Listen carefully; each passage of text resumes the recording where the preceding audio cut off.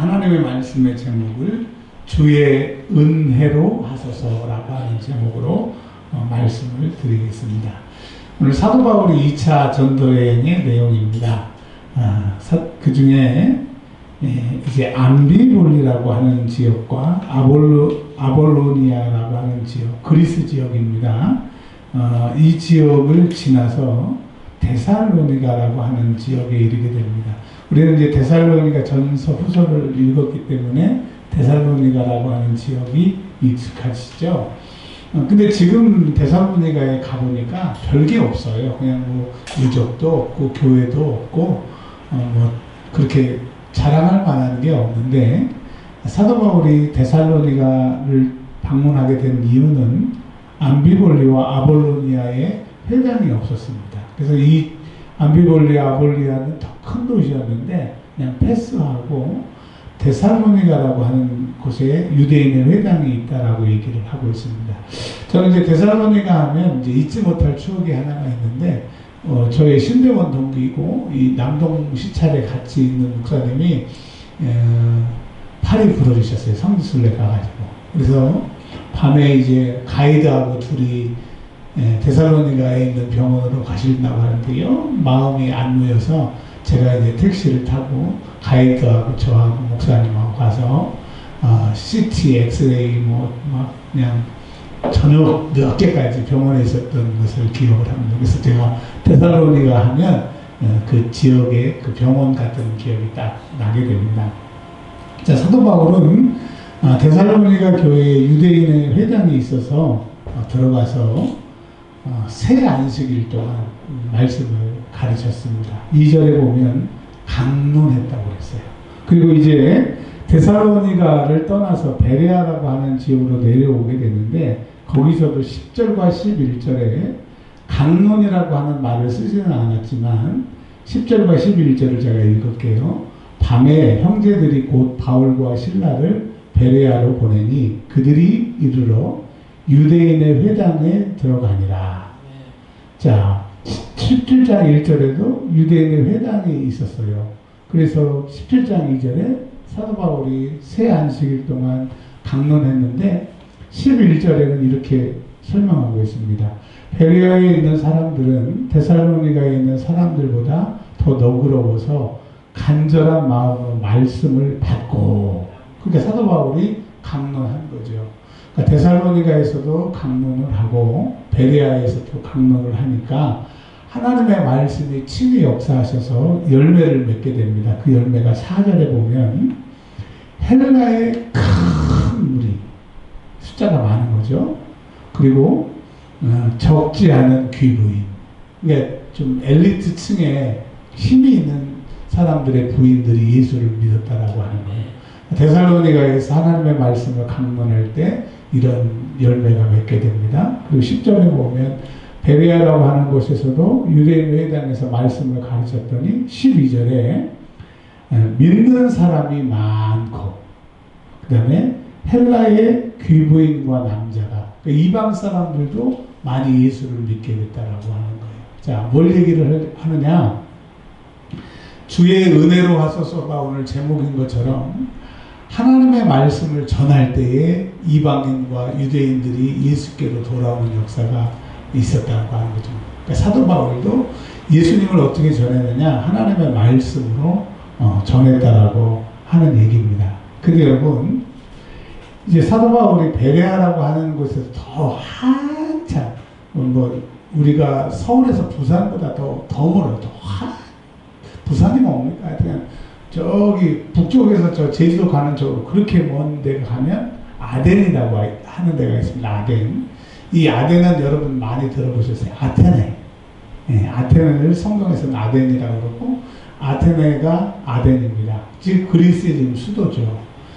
아테네에 가면 볼 게 참 많습니다. 거기는 뭐 다 유적지물인데, 이 아테네에서 그 15절에 보면, 14절에 보면 실라와 디모데가 아직 그 아덴에 도착하지 않고 오고 있습니다. 사도 바울에게. 사도 바울이 아테네에서 지금 그들을 기다리고 있고요.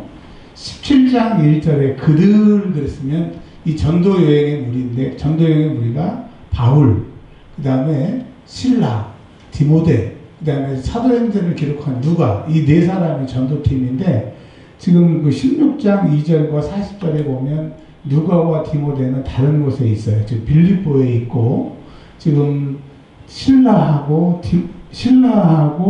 사도 바울하고 지금 전도 여행을 다니다가 어려움을 당하고 있습니다.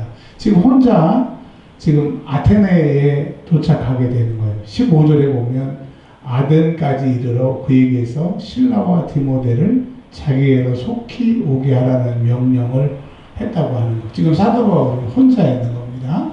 그러니까 이제 이 얘기는 뭘 얘기를 하려고 하냐면, 사도 바울이 아무리 성령에 충만하고 똑똑한 사람임에도 불구하고 혼자 있으니까 실수를 하게 됩니다.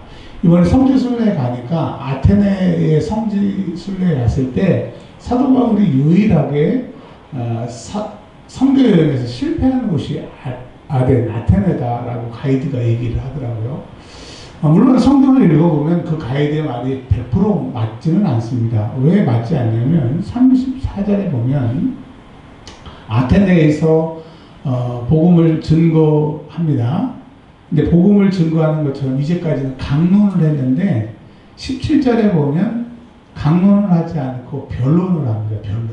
즉 판사 앞에서 변호사와 검사가 어떠한 사건을 가지고 서로 주장이 다른 것처럼 이 변론을 회당에서 하게 되고, 17절에 보면 장터라고 하는 아레오바고라고 하는 장터에서 철학자들하고 변론을 하게 돼요.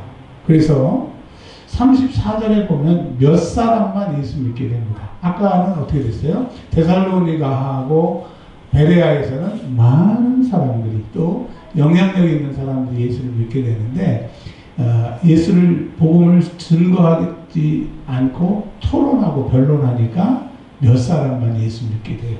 그러니까 그 가이드는 이 34절의 말씀을 잘 못 이해했던지 안 읽었던지 실패했다고 그랬는데, 실패는 아니고 다른 것보다 많은 열매를 맺지 못하게 됩니다. 그래서 그 이유가 뭐냐? 하나님의 말씀을 강론하고 증거했을 때 역사가 나타나지, 하나님의 말씀 가지고 토론하고 싸우면 하나님의 말씀이 그렇게 역사하지 않는다라고 하는데, 그게 오늘 17장의 첫 번째 우리에게 주시는 말씀이에요. 그 다음에 두 번째, 그러면 사도 바울이 강론했고 변론했던 내용이 무엇이냐? 23절에 보면 하나님이 세상을 만드셨다. 여러분, 하나님이 세상을 만드셨습니다.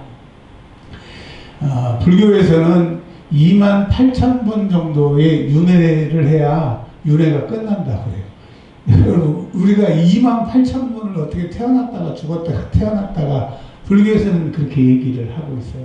또 도교에서는 1점짜리, 3점짜리, 5점짜리, 10점짜리의 선행이 있는데 3,000점이 돼야 그 점수가 일평생 토탈에서 플러스 점수가 있고 마이너스 점수가 있는데 토탈에서 3,000점이 돼야 신선이 될 수 있다라고 하는 거예요. 그러니까 세상은 하여튼 자기들이 생각한 대로 종교를 만들었는데, 하나님이 뭐라고 그러세요? 세상은 내가 만들었다고 말씀하시는 거예요. 사도 바울이 데살로니가 회당에서, 아덴 회당에서 하나님이 천지를 창조하셨다라고 하는 그 얘기를 하고 있습니다.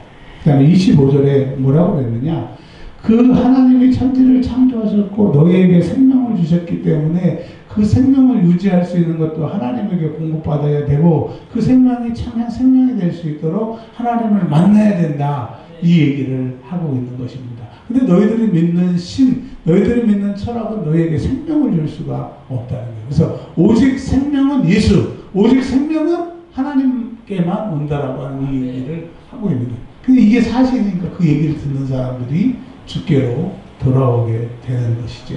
그리고 30절에 이제는 너희가 하나님을 모른다, 하나님에 대해서 잘 모르고 예수에 대해서 잘 모른다고 했는데, 이제 내가 왔으니까, 내가 예수를 전하고 하나님을 전하니까 너 이제 예수 믿어라, 하나님 믿어라, 이제까지의 삶을 회개하라, 메탄 노이야, 가던 길을 돌이켜라, 이렇게 사도 바울이 얘기를 합니다. 그래서 이 복음을 받아들인 사람은 예수를 믿게 되고 구원받게 되고, 그러나 이 말씀을 안 받는 사람들은 5절에 보면 유대인들은 시기하여 자기도 안 믿고 불량배들을 돈 주고 사가지고 예수 못 믿게 방해를 하는 거예요. 그러니까 여러분 복음이 선포되는 곳에는 듣고 순종해서 구원을 얻는 사람이 있고 듣지 않고 반항해서 멸망으로 가는 사람들이 있다는 거예요.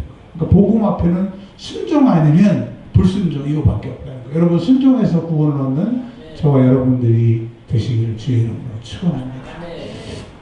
오늘은요 설교가 하나만 얘기하면 끝나. 자 하나만 마지막 하나가 있는데 그러면 아덴이라고 하는 아테네에 가면 오늘 성경에 보면 사도 바울이 죄송합니다 좀 천박한 용어를 쓸게요. 뒤지게 맞았어요. 뒤지게 맞았는데 성경에는 뒤지게 맞았다는 얘기가 없는데 이번에 성지순례에 가니까 가이드가 그러더라고요. 그 바위로 된 어마어마하게 큰 언덕이 절벽 같은 데가 있는데 거기 이제 이렇게 가르치면서 저기가 아레오바고라고 하는 거더라고요. 거기가 뭐 하는 곳이랬더니 그 이스라엘의 그 아덴에 있는 남자들이 다 모여가지고 성인들이 다 투표권이 있으니까 무슨 일이 있으면 거기서 투표하는 장소이더라고요. 근데 사도 바울이 거기서 이제 구경을 가고 시장이 바로 옆에 있습니다. 구경 가다가 우리가 모르는 신들의 그 상을 만들어 놓고 거기다가 절하니까 사도 바울이 너무가 16절에 보니까 화가 나가지고 그 사람들에게 이제 얘기를 하는 거예요. 봐라, 너희가 지금 모르는 신들을 섬기는데 진짜 신의 신을 내가 설명해 주겠다라고 얘기를 하는 겁니다. 그 얘기해서 사도 바울이 여기서 엄청 두들겨 맞습니다. 엄청 두들겨 맞는데 거기에 이제 그 말쟁이들이 있는데 18절에 보면 에피쿠로스 한번 따라서 할까요? 좀 발음이 어렵죠. 시작. 에피쿠로스. 그 다음에 스토아. 이제 그 당시에 그 젊은이들이 출세하려고 하면 스토아 학교처럼 그 공부를 하는 학원이라고 그래야 되네. 학원, 아카데미라고 하는 그 스코아의 학문을 배우든지 아니면 에피쿠로스 학문을 배우든지 이 둘 중에 하나를 배워야 그 동네에서 이제 출세도 하고 시험도 보고 유명한 사람이 되는 거예요. 야, 너 출신이 어디냐? 고등학교요. 너 출신이 어디냐? 대학교요. 그런 것처럼 공직에 나가려고 하면 너 출신이 어디냐? 저 스토아 학교 나왔는데요. 저는 에피쿠로스 학교 나왔는데 이제 이러니까 사람들이 공부하러 오는 건데 이 두 개의 학파가 달라요. 하나는 에피쿠로스는 이제 기억을 하세요. 죽음은 끝이다 이거예요. 한번 따라서 하겠습니다. 죽음은 끝이다. 죽음은 끝이다. 그래서 살아있는 동안에 잘 먹고 잘 살고 이 육체를 즐겁게 하는 게 오직 목표예요. 그냥 맛있는 거 먹고 행복하게 살고 오직 살아있는 동안에 관심이 있는 게 에피쿠로스예요. 그러니까 이제 여기에서 조금 막 잘못된 뭐 육체로 죄짓고 이런 것들이 육체에 관심이 있는 것이 에피쿠로스고 반대로 스토아 철학은 사람이 사람다고 해야지 사람이 왜 사람다우냐 짐승하고 다르게 이성이라고 하는 말이 이데아거든요. 이성이 있으니까 사람답게 살아야 된다. 그러니까 사람처럼 행동해야 된다라고 하는 게 스토아예요. 여러분 우리가 설교 많이 들었는데 이제 딱 기억하세요? 스토아는 사람이 사람답게 이성을 가지고 살아야 되고 좀 사람답게 덕을 가지고 살아야 된다. 그게 스토아. 그러니까 사람들이 인기가 많았겠어요? 인기가 없었겠어요? 인기가 있죠. 그리고 에피쿠로스는 그냥 세라 그런 노래 있잖아요. 상송 노래처럼 그냥 죽으면 끝이니까 그냥 잘 먹고 잘 살자.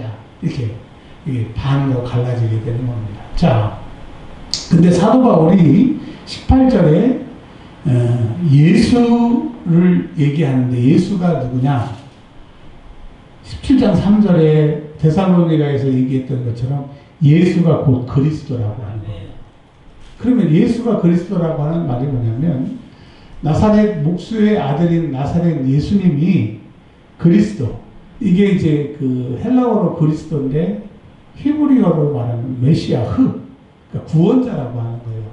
이 하나님이 구약에서 약속하신 너희의 구원자가 나사렛 예수다 이 얘기를 사도 바울이 얘기한 거예요.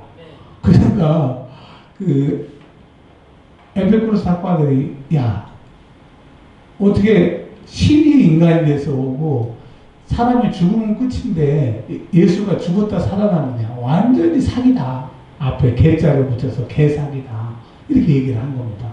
그리고 스토아 철학자들은 31절에 보면 하나님이 정하신 사람 예수 그리스도를 정하셔서 이제 최후의 심판을 하실 텐데 그 예수가 심판자이다. 그리고 31절에 보면 예수가 죽은 자 가운데서 살아나신 부활의 첫 열매다. 이 얘기를 한 거예요. 그랬더니 스토아 철학자들이 뭐라고 얘기하느냐.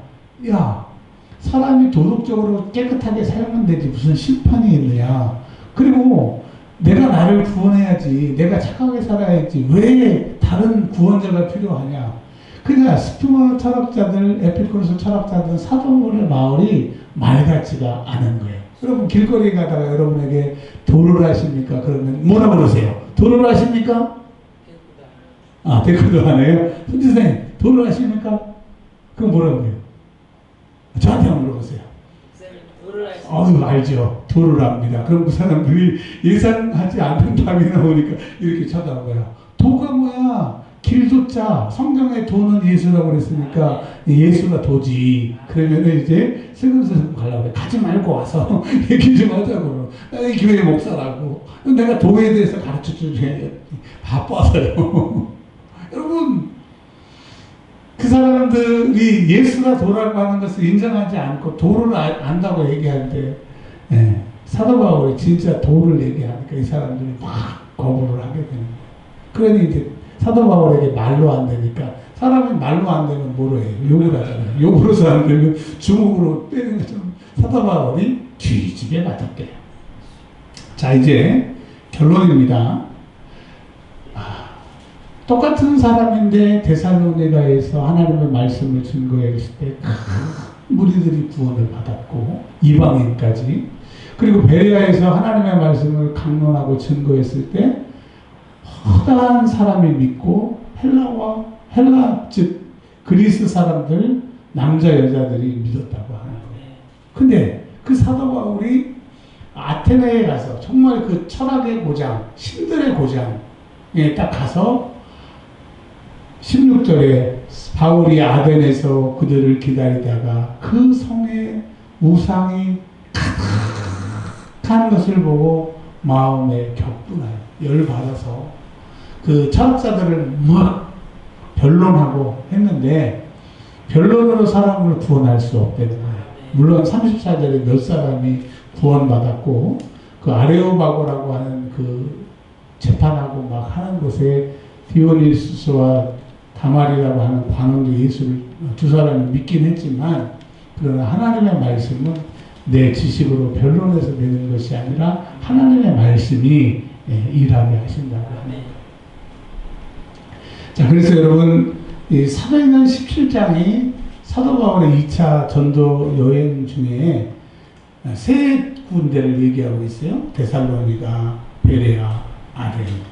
그러니까 이 지역의 문제가 아니고 사람의 문제가 아니라 하나님의 말씀이 일하느냐 내가 학문적으로 접근하느냐 결과가 달라졌냐고 하는 거예요. 그럼 여러분 우리에게 뭘 얘기를 해주는 거예요? 내 인생 내가 경영했어요. 손집사님 내 인생 지금 내 나이만큼 내가 경영했어요.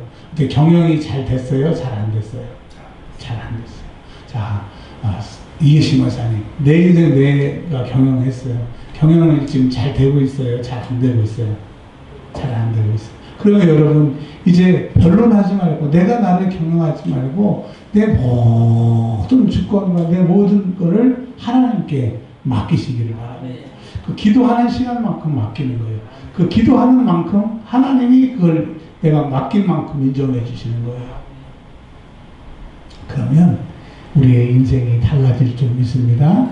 그래서 디오니스와 다말이라고 하는 사람이 구원받은 것도 감사하지만 그러나 우리의 결론이 4절에 있는 것처럼 헬라의 큰 무리와 적지 않은 귀부인이 예수를 믿게 되고 12절에 믿는 사람이 많아지고 또 헬라의 귀부인과 남자가 적지 않게 믿게 되는 결과물이 다른, 내가 나를 경영하지 않고 주님이 경영하셔서 결과물이 다른 인생이 되기를 주의 이름으로 축원합니다.